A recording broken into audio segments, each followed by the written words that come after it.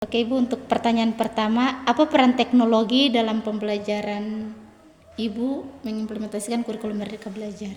Kalau untuk saya pribadi sebagai seorang pengajar, teknologi itu sangat membantu karena dari sana itu bisa dapat inspirasi untuk diri saya. Karena kadang kalau saya merencanakan pembelajaran itu kalau saya cari ya pembelajaran yang bagaimana yang menarik bagi anak-anak ini, saya tanya AI. Saya tanya ChatGPT, saya tanya Gemini, kayak gitu-gitu. Jadi saya manfaatkan internet untuk itu. Kalau untuk anak-anak juga saya lihat karena memang teknologi itu tidak bisa dihindari untuk era sekarang, dan anak-anak itu rata-rata juga punya akun Facebook, akun sosmed. Jadi kita juga bisa manfaatkan itu untuk mereka belajar. Jadi kadang saya apa produk yang mereka hasilkan ketika belajar, misalnya buat poster, buat iklan. Baru-baru saya suruh mereka bikin iklan, desain iklan pakai Canva, dan mereka sudah jadi, saya suruh posting di Facebook dan seperti itu ya. Jadi cukup memudahkan, tapi tidak bisa juga itu jadi apa ya, jadi sesuatu yang utama. Karena kalau menurut saya ya, misalnya dikasih tugas mereka gunakan Google Translate, Google ini atau pakai aplikasi yang lainnya yang memudahkan pembelajaran mereka, untuk itu kalau saya tidak menyarankan untuk mereka gunakan itu. Gitu. Saya maunya mereka belajar bagaimana membuat kalimat, bukan bagaimana mencari arti lewat Google. Saya tidak sarankan. Lebih untuk mereka berpikir ya. Iya. Jadi saya usahakan mereka bikin sendiri dulu. Nanti saya lihat baru saya koreksi. Jadi saya tahu, oh ini cari di Google, ini pasti pakai AI, ini pasti begini. Saya tahu. Oke Ibu, lanjut pertanyaan kedua. Bagaimana Ibu menilai keberhasilan ketika Ibu menggunakan kurikulum Merdeka Belajar? Kalau saya lihat bagaimana melihat apakah pembelajaran saya berhasil atau tidak, itu yang pertama adalah melihat antusiasme siswa. Karena kadang itu kalau anak-anak itu tidak paham, ya dia itu tidak semangat, tidak merespon. Jadi ketika saya tanya kemudian mereka diam, itu warning bagi saya. Harus apa kira-kira yang belum mereka pahami ini? Pasti itu pertama. Ketika mereka aktif, ketika mereka responsif, maka itu berarti saya aman, mereka menerima.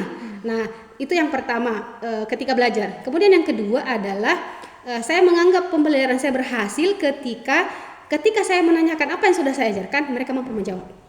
Itu. Oke Ibu, terima kasih. Yang ketiga, apa saja strategi yang Ibu gunakan untuk meningkatkan literasi siswa? Strategi untuk meningkatkan literasi, karena saya kepala perpus ya. Jadi saya gunakan perpustakaan sebagai sarana untuk mereka membaca. Jadi saya itu biasanya juga karena saya mengajar bulog, kalau bahasa Inggris itu biasanya di kelas, kalau bulog itu saya memang lokasinya di perpustakaan.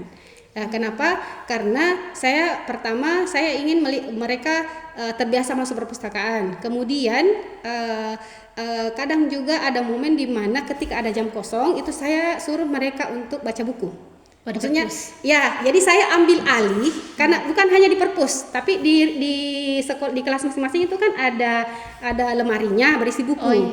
Jadi ketika ada jam kosong dan tidak ada gurunya masuk karena berhalangan, entah sakit atau ada urusan, itu kadang saya masuk, kemudian suruh mereka ambil masing-masing buku satu, sedikit lagi kemudian setelah itu saya kasih waktu berapa lama mereka membaca, kemudian saya masuk ke kelas, tanya apa yang sudah kamu baca, dari halaman berapa sampai berapa, saya kasih pertanyaan sesuai dengan apa yang mereka baca. Kayak gitu. Kalau mereka tidak tahu dan saya ada beberapa yang saya tahu, ya saya tambahkan penjelasan yang ada di buku kepada mereka masing-masing satu-satu. Gitu. Oke Ibu, terima kasih. Mungkin lanjut saja. Apa strategi Ibu sudah ya? Apa strategi Ibu untuk meningkatkan siswa biar mereka mampu untuk berpikir kritis? Strategi untuk mereka mampu berpikir kritis. Kalau saya ketika mengajar itu saya tidak langsung misalnya nih mengajarkan tentang adverb of manner seperti yang tadi pas saya ajarkan, itu tidak langsung jelaskan ini loh adverb of manner, tidak. Tapi saya mengajarkan kepada mereka bagaimana apa itu adverb of manner berdasarkan apa yang mereka temui sendiri. Jadi kayak gini. Saya mengajarkan adverb of manner, saya kasih mereka teks, kemudian di teks itu ada beberapa kata yang mengandung adverb of manner, kemudian itu di teks yang saya bagikan itu saya tandai, entah saya kasih garis bawah kah, entah saya tebalkan hurufnya kah, atau saya miringkan kah, pokoknya supaya bisa menarik perhatian mereka. Setelah mereka baca, tahu arti teks itu, kemudian saya ajak mereka, coba perhatikan kata-kata yang ditebalkan itu, kata-kata itu apa saja. Nah, tulis di papan tulis artinya apa. Kemudian setelah mereka tahu apa artinya, baru saya katakan begini, coba lihat persamaan dan perbedaannya. Apa persamaannya? Sama-sama ada li di belakang ibu. Seperti tadi. Ya, seperti itu caranya saya ketika saya mengajar mereka. Jadi tidak langsung saya ajarkan ini. Ketika sudah seperti itu, baru kemudian inilah ciri-ciri dari adverb of manner, bahwa ada li di belakang kayak gitu. Oke Ibu, lanjut. Bagaimana Ibu mengembangkan bahan ajar sesuai dengan kemampuan siswa? Kan di kelas kan beda-beda pastinya kan. Ya. Bagaimana mengembangkan bahan ajar sesuai dengan kemampuan siswa? Kalau saya sesuai dengan kemampuan siswa itu memang harus dibedakan, ya. Jadi bukan hanya kemampuan tapi juga minat. Kalau dari segi kemampuan kadang itu dibagi kelompok sesuai dengan kemampuan. Kalau di kelompoknya misalnya belum mampu membuat kalimat, ada kan kelompok yang belum mampu membuat kalimat dengan kelompok yang sudah mampu membuat kalimat. Kelompok yang belum mampu membuat kalimat itu diberikan tugas cari kata. Misalnya, kalau untuk yang sudah mampu membuat kalimat itu merangkai kata. Jadi kayak gitu. Jadi dibedakannya itu seperti itu. Nah, tapi di akhir tetap diberikan kesimpulan bahwa kata yang didapatkan oleh kelompok 1 itu digunakan oleh kelompok 2 untuk buat kalimat, dan di akhir dijelaskan apakah tentang present tense kah, apakah tentang past tense kah, seperti itu. Oke Ibu, lanjut.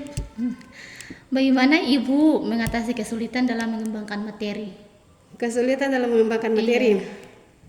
Kalau saya selama ini kadang itu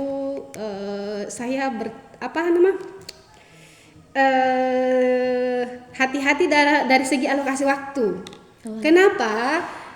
Saya di awal-awal ini mengembangkan kurikulum Merdeka itu saya kesusahannya di situ. Saya sudah merancang pembelajaran dengan durasi sekian. Tahu-tahu ternyata anak-anak butuh waktu yang lebih. Kenapa? Karena pertama, ternyata masih banyak kata yang mereka belum paham. Sehingga butuh waktu untuk cari di kamus. Cari di kamus saja satu kata itu lama.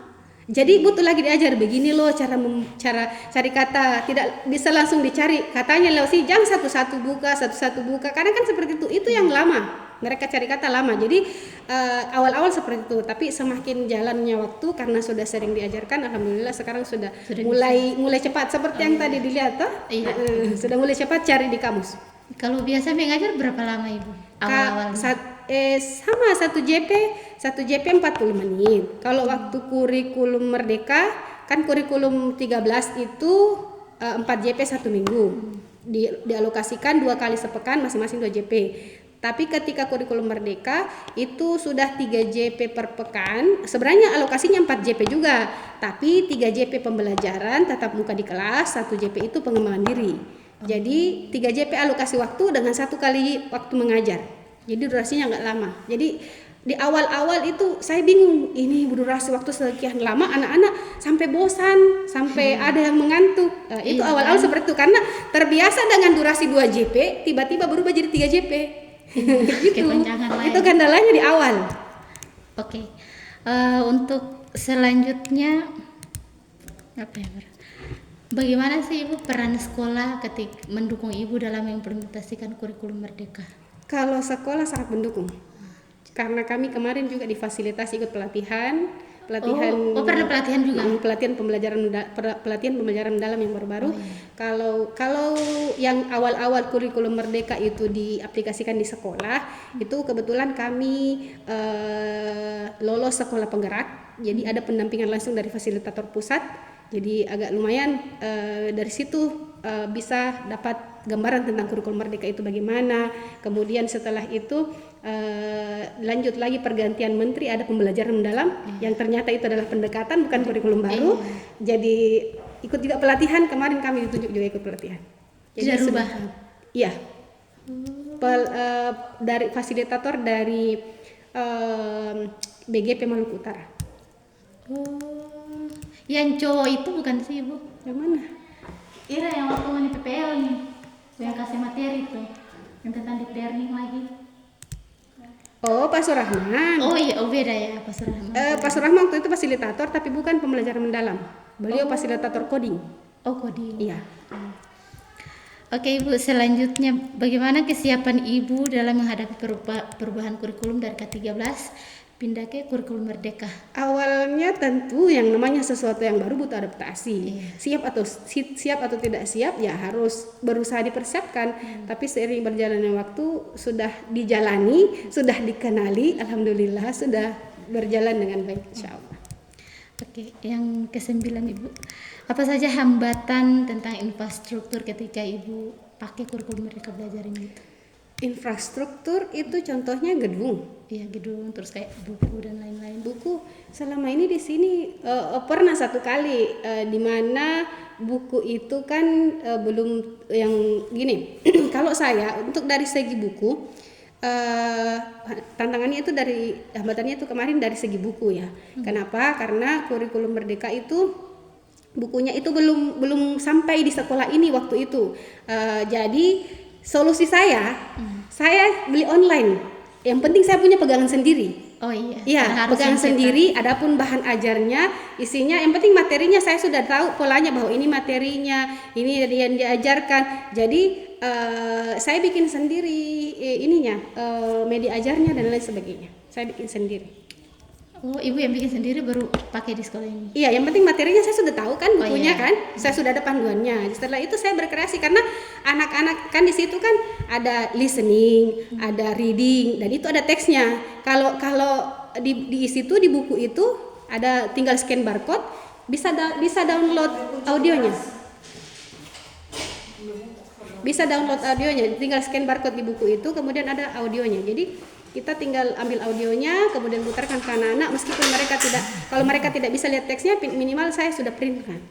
Gitu. Okay. Jadi mereka lihat teks bukan dari buku, tapi saya printkan sendiri. Atau kalau enggak saya ketik ulang kah, atau saya tinggal copy kah, begitu. Iya, terus dibagikan.